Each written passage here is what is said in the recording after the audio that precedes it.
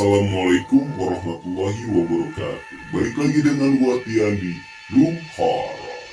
Apa kabar kalian semua? Semoga kalian semua sehat selalu, diberikan rezeki dan dilancarkan segala urusan-urusan.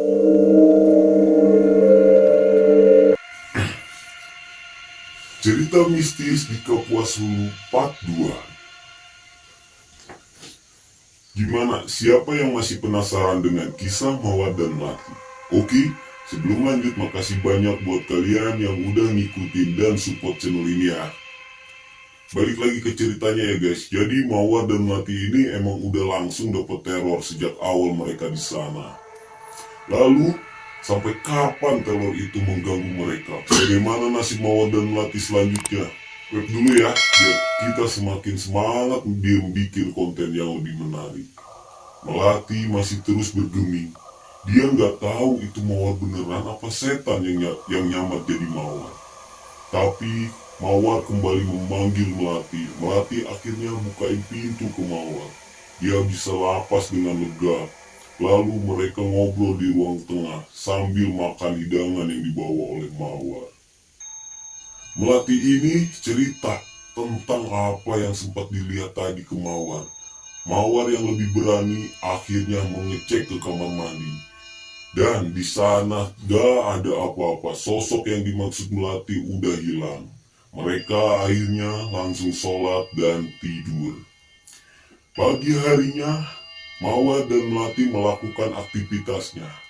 Mawar yang ngajar anak-anak kecil di depan rumah sementara Melati keliling mengetahui perkembangan kesehatan warga. Di sana hanya ada 40 keluarga. Ada yang tinggal sendirian dan sama keluarganya.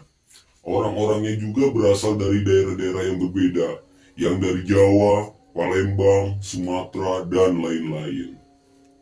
Aktivitas mereka dilakukan dengan lancar. Melati baru pulang sore hari. Dia di jalan tengah hutan yang mulai gelap. Penerangan sangat minim, hanya cahaya matahari yang mulai terbenam. Jarak rumah yang jauh menyulitkan Melati. Dia nengok kanan kiri. Siapa tahu ketemu sama warga. Takannya orang yang dilihat si Melati malah ngelihat sosok Kunti yang nangkring di atas pohon, guys.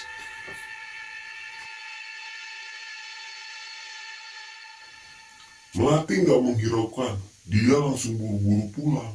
Sampai di rumah, dia ngelihat Mawar yang termenung. Rupanya, Mawar juga ngelihat sosok yang dimaksud Melati kemarin. Makanya dia duduk di atas teras. Gak berani masuk. Katanya pemberani, masa kok gitu doang takut? Melati mengejek Mawar habis-habisan. Keduanya lalu masuk, nyalain lampu teklok dan bersiap untuk aktivitas malam itu. Pergi ke rumah Bu Samsi yang katanya emang lagi sesar tempatnya. Maghrib menjelang Isya, mereka berdua ini berangkat meskipun capek. Tapi mereka ini tetap bertanggung jawab, apalagi gak ada tenaga kesehatan lain. Jarak dari rumahnya ke rumah Bu Samsi ini terbilang cukup jauh. Mereka hanya membawa obor sebagai penerangannya, karena gak ada listrik sama sekali. Baterai HP mereka juga udah habis karena gak ada charger. Belum bisa aja suasananya udah sangat mencekam. Kanan kiri hutan yang teramat gelap, bahkan Melati dan Mawar gak bisa ngeliat. Mawar dan Melati buru-buru jalan saat mereka gak sengaja bertemu Mbah Kun lagi nangkring di atas pohon. Itu yang ditemuin Melati tadi sore. Sampai di rumah Bu Samsi, di sana udah sangat ramai warga. Melati nyoba masuk ke kamar Bu Samsi. Dia kaget. Keduanya, Bu Samsi sangat marah. Mata melotot, mulutnya terus bergumam. Nggak jelas sama sekali, dia tertawa. Jujur, Melati nggak bisa menangani hal-hal kayak gini. Karena dia kan bidan, bukan ustad. Yang bisa nyembuhin orang-orang kesurupan menurut kesaksian Bu Samsi udah kayak gitu saat itu mau maghrib. Tadi mereka akhirnya kumpul untuk doa bersama sambil menunggu kedatangan Pak Ustadz. Tibanya Pak Ustadz di sana, Bu Samsi langsung ditangani. Bu Samsi ini masih terus melotot ketawa ketiwi. Jangan ganggu saya, hahaha. Entah apa yang dilakuin Pak Ustadz, beliau masih terus mengobati Bu Samsi sementara. Mawar dan Melati menunggu di ruang tengah yang posisinya duduk, mereka berhadap-hadapan dengan kamar mandi. Melati, astagfirullahaladzim, Mawar dan Melati hanya diam, mereka nggak mau membuat para tamu panik mereka. Berdua juga ketakutan, ternyata Mawar dan Melati ini ngeliat ada sosok yang sangat menakutkan. Sosok yang gak pernah ditemuin sebelumnya. Sosok itu bertubuh tinggi, badannya hitam, legam, tanpa bulu. Lebih besar daripada bagian tubuhnya. Matanya merah keunguan, sosok itu menyeringai ke arah mereka berdua. Melati dan Mawar tentu gemeteran. Itu makhluk apa? Karena takut, mereka berdua ini mendadak ke Pak Ustadz. Beliau hanya tersenyum. Pak Ustadz berkata, "Gak usah takut, Mbak." Jam 4 pagi menjelang subuh, keadaan Bu Samsi mulai membaik. Mawar dan Melati pamit pulang walau masih takut. Tapi untungnya ada Pak Topik yang mau ngantar mereka berdua. Syukur aman gak jadi pulang sendirian. Mawar dan Melati berjalan di tengah gelapnya hutan. Suara burung hantu, jangkrik, dan beberapa binatang lain terdengar nyaring. Mereka berdua cerita tentang sosok makhluk yang dilihat tadi. Posisi jalan mereka ada di depan, sementara Pak Topik agak jauh di belakang. Suasana sangat ngap. Hawa dingin menusuk mereka. Mawar dan Melati gak bisa ngebayangin jika ada sosok makhluk itu di sana. Suasana begitu gelap, makin lama hanya terdengar suara germicik air dari sungai.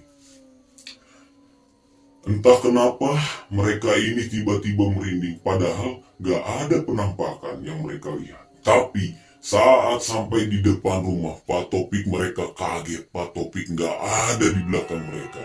Dipanggil-panggil juga gak nyaut, malah gak ada suaranya.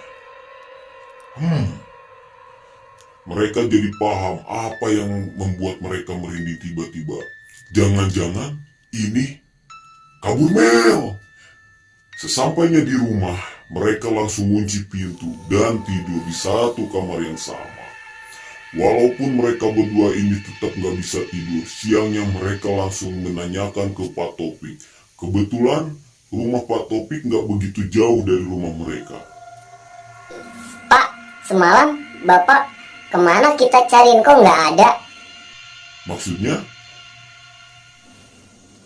"Iya, Bapak kan yang nganter kita pulang dari rumah Bu Samsi. Tapi tiba-tiba kok ngilang." Jangan bercanda, Bu Bidan, Bu Guru. Saya semalam di rumah aja, gak kemana-mana. Karena saya gak enak badan, ada-ada aja kalian. "Terus yang nganter kita siapa, Mel?" Dari hari ke hari semenjak kejadian itu, Mawar dan Melati jadi makin hati-hati. Keduanya gak bisa sembarangan menerima penawaran orang, karena hasilnya bisa jadi lebih menakutkan. Pernah suatu hari saat Mawar dan Melati lagi asik ngobrol di teras depan samping, ada sosok ibu-ibu yang kelihatannya asing datang ke rumah mereka. Ibu itu minta tolong supaya mereka berdua mau pergi ke rumahnya karena anaknya sedang sakit demam. Tanpa pikir panjang, Mawar dan Melati langsung bergegas. Kira-kira hari itu masih jam 8 malam. Suasana yang gelap dan sepi menjadi hal biasa. Bagi Mawar dan Melati, keduanya terus menyusuri pedalaman hutan mengikuti jalannya ibu-ibu itu. Mawar dan Melati makin curiga saat ibu-ibu itu mengarah ke tempat lain. Bukan ke arah perkampungan. Pikir mereka, keduanya mungkin ibu-ibu itu tinggal di desa sebelah. Makin lama mereka makin memasuki ke arah hutan. pohon-pohon tinggi mulai rapat. Keduanya jadi ragu. Lanjut nggak nih? Kalau nggak lanjut kasihan ibunya. Tapi kalau lanjut jalannya kok asing. Ternyata benar, di tengah-tengah hutan ibu-ibu itu menghilang. Ibu-ibu itu nggak kelihatan sama sekali. Mawar dan Melati berkali-kali memanggil ibu itu. Hasilnya nihil, nggak ada tanda-tanda manusia di sana. Dan yang disayangkan lagi, mereka berdua lupa memasang petunjuk. Jadilah mereka kesasar di tengah gelapnya hutan.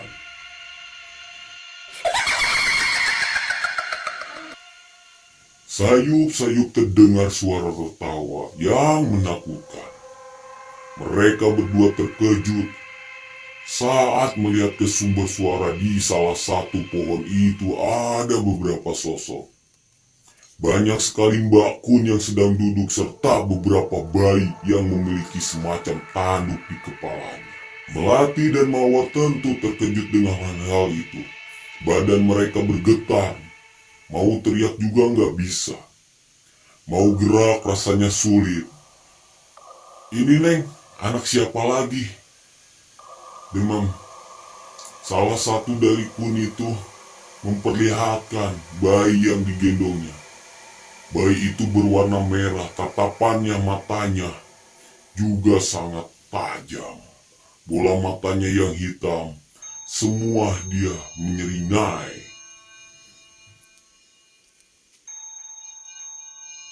Jika diperhatikan, bukan hanya Kunti aja yang ada di sana, tapi juga sosok seperti genderuwo ada tak jauh dari mereka. Masih ingat saya, Neng?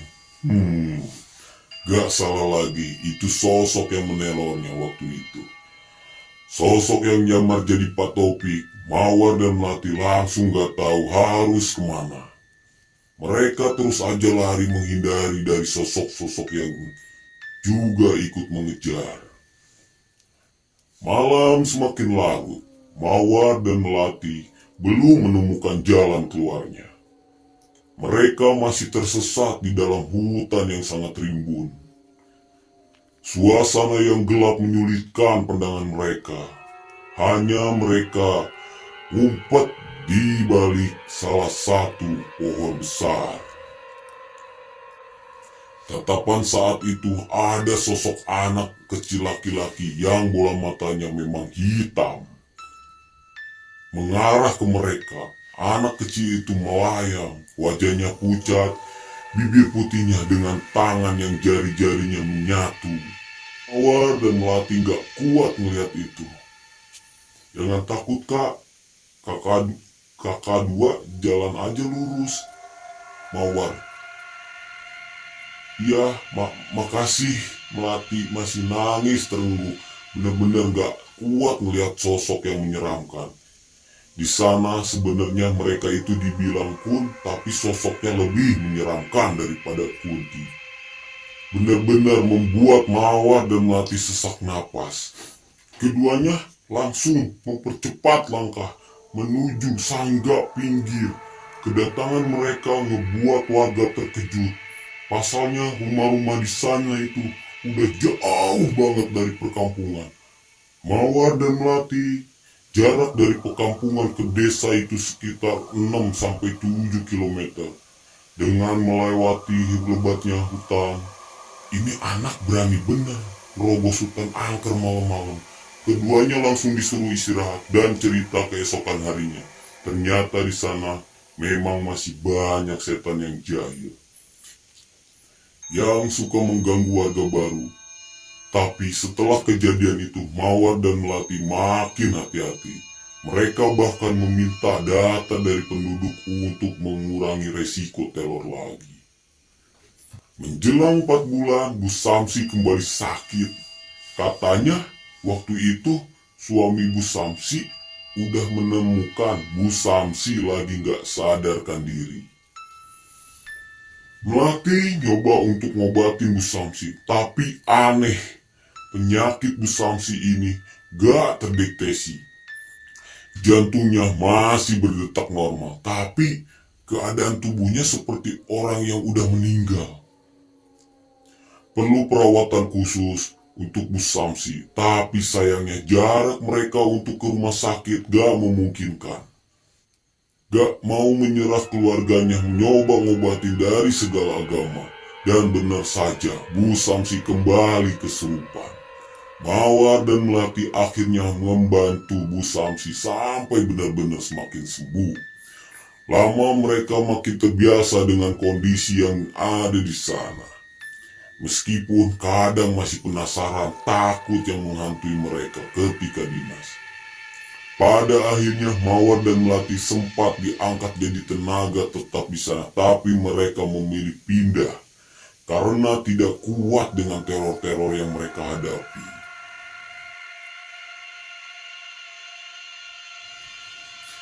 Gimana menurut kalian kisah Mawar dan Melati ini? Jika kalian ada di posisi mereka, apa yang akan kalian lakukan?